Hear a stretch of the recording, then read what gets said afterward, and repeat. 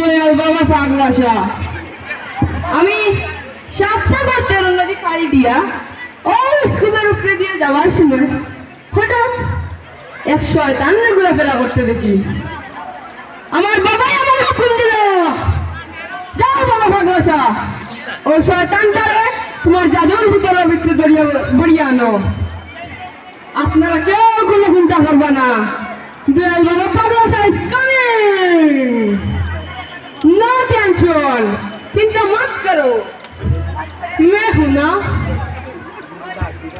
আপনারা কেউ জায়গা থেকে যাবে না, যে যেন আসেন অনেক হক্কা, যারা হারা আসেন তারা কই যাক্কা, যারা কই আসেন তারা উনি যাক্কা।